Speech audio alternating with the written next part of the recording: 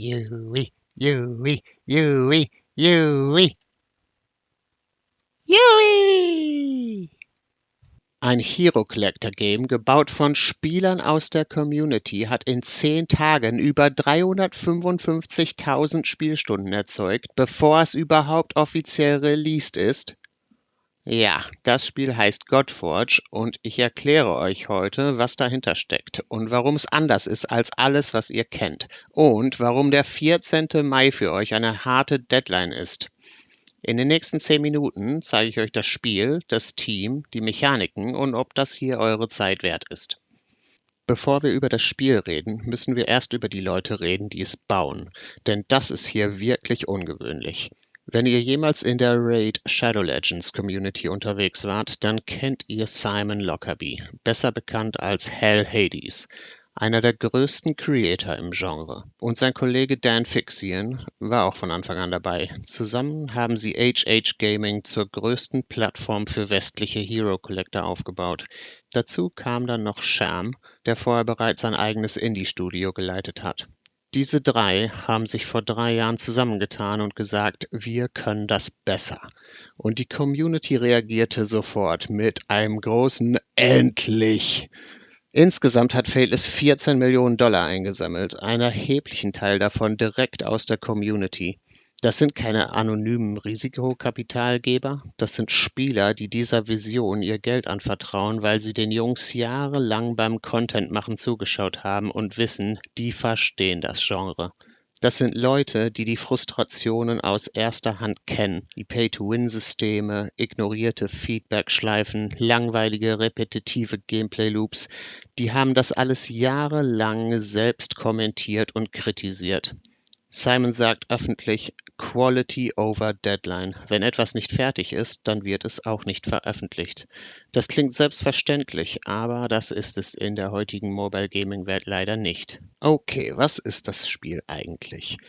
Godforge ist ein Hero Collector RPG, entwickelt für PC, Android und iOS, also von Tag 1 an Cross-Plattform.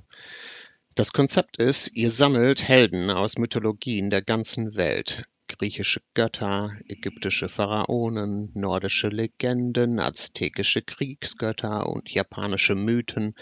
Insgesamt 9 Fraktionen, jeweils mit eigener Kampagne, eigener Lore, eigenen Helden. Zum Full Launch soll es über 250 Helden geben, die spielbar sind, und jeder mit eigenen Fähigkeiten, eigenen Passives und einem Aufwertungssystem, das wirklich Tiefe bietet.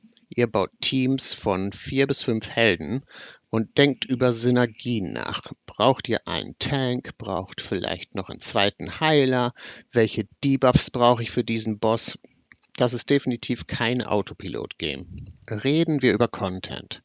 Was erwartet euch denn konkret? Es gibt eine Kampagne, die durch einen Adventure-Modus auch im Late-Game noch relevant bleiben soll. An den Tower of Strife.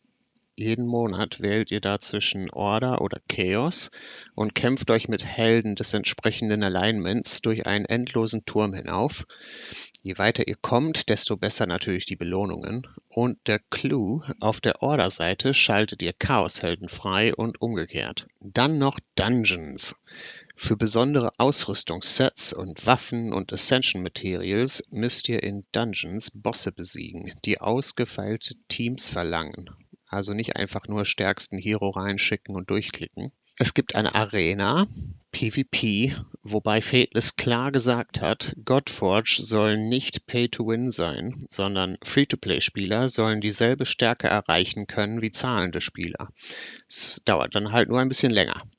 Nichts soll aber komplett hinter Paywalls versteckt bleiben. Dazu kommt dann noch ein geplanter, normalisierter Modus, wo alle auf gleichem Niveau kämpfen. Es gibt natürlich ein Clan-System, die heißen in diesem Spiel Pantheons. Und da soll es Clan Wars geben, Clan-Bosse und ein Relic-System, über das ich, glaube ich, ein eigenes Video machen werde. Das geht jetzt zu weit, das zu erklären. Und dann gibt es aber noch 2 Mechaniken, die ich noch in keinem anderen Hero Collector gesehen habe. Zum einen das Imprint-System. Jeder Held hat nämlich eine passive Fähigkeit und die lässt sich als Imprint aus diesem Helden extrahieren und auf eine Waffe schmieden. Ihr verliert dadurch den Helden, aus dem ihr extrahiert habt, aber der Held, der diese Waffe danach trägt, bekommt die Fähigkeit zusätzlich zu seinem eigenen Passiv dazu, in leicht abgeschwächter Form. Das eröffnet einen strategischen Tiefgang, den das Genre aber bisher noch nie gesehen hat. Dann noch das Divinity-System.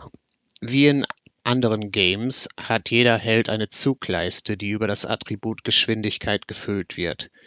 Godforge fügt aber eine zweite Leiste hinzu, nämlich die Divinity-Leiste, gefüllt durch das Attribut Faith oder Glaube auf Deutsch. Wenn die Zugleiste voll ist, kommt der Held an die Reihe. Wenn die Divinity-Leiste voll ist, kann er seine Ultimate-Fähigkeit benutzen. Und der Clou ist, dazu muss er nicht einmal selbst am Zug sein. Damit bricht Fateless den Speedmeter auf, den jedes andere Hero Collector Game seit Jahren dominiert. Das ist keine kosmetische Änderung, sondern das verändert die gesamte Teambaulogik. So, warum rede ich heute über ein Spiel, das noch gar nicht released ist? Nun, weil am 19. Mai die Closed Beta beginnt und wer sich nicht bis zum 14. Mai auf godforge.gg angemeldet hat, der ist draußen. Ja, es ist eine Testbeta und ja, die Accounts werden am Ende zurückgesetzt. Aber wer an der Beta teilnimmt, erspielt sich exklusive Cosmetics und eine eigene Beta-Currency, die bei Launch dann in einem speziellen Beta-Shop eingelöst werden kann. Damit sichert ihr euch beim Start exklusive Vorteile. Wer die Beta verpasst, der startet beim echten Release ohne sie. Zum Vergleich, in den 3 Alpha-Wellen davor haben sich über 40.000 Spieler angemeldet. AlphaWave 3 alleine hat in nur 10 Tagen 355.000 Spielstunden erzeugt. Das ist kein Nischengame, das ist eine Community, die das Spiel will. Aktuell sind bereits über 75.000 Spieler zu der Beta angemeldet. Also, Deadline 14. Mai, godforge.gg, Link unten in der Beschreibung. Also, ich will ehrlich mit euch sein. Godforge richtet sich an Leute, die Hero Collector RPGs mögen, aber von den Problemen dieser Spiele genervt sind. Aggressive Monetarisierung, Content, der nach 3 Wochen langweilig wird und Feedback, der ins Leere läuft. Ob Fateless wirklich das anders macht, das wissen wir erst, wenn das Spiel vollständig live ist. Aber die Signale sind richtig gut. 3 Alpha-Wellen mit echtem Community-Feedback, wöchentliche Devlogs, ein Monetarisierungsversprechen, das Free-to-Play nicht bestraft. Das ist ein Spiel für Casual-Spieler, die auf Mobile zocken wollen. So wann sie wollen, wo sie wollen, mal eben 5 Minuten auf dem Klo, kein Problem. Es ist aber genauso ein Game für Hardcore-Theory-Crafter. Wenn ihr bei Raid damals jemals eine Tabelle mit Speed Breakpoints für den Clan-Boss gebaut habt und alles durchkalkuliert habt, dann ist das auch das Spiel für euch. Teambuilding, Imprint-Kombinationen, Faction-Synergien, PvP-Meter, das wird euch lange beschäftigen. Und es ist ein Spiel für Content-Creator wie mich. Tierlists, Build-Guides, Boss-Strategien, genug Stoff für Dutzende Videos. Das ist genau das Feld, auf dem ich unterwegs bin und ich werde die Beta ausführlich analysieren. Godforge ist noch lange nicht fertig und das ist okay. Was mich überzeugt, ist nicht die Hochglanzpräsentation, es ist die Haltung dahinter. Ein Team, das aus der Community kommt und für die Community baut, das die Frustrationen kennt und bereit war, alles auf diese Vision zu setzen. Ob das aufgeht, das werden wir gemeinsam herausfinden und ich werde dabei sein. Deadline 14. Mai, godforge.gg, Link ist unten. Kommt gerne auf den offiziellen Discord, auch Link unten in der Beschreibung und sagt Hallo. Und wenn euch das Video geholfen hat, Like und Abo. Ich werde die Beta analysieren, Hero Builds, Stat-Formeln, Early Meta. Das solltet ihr nicht verpassen. Bis zum nächsten Video. Ciao.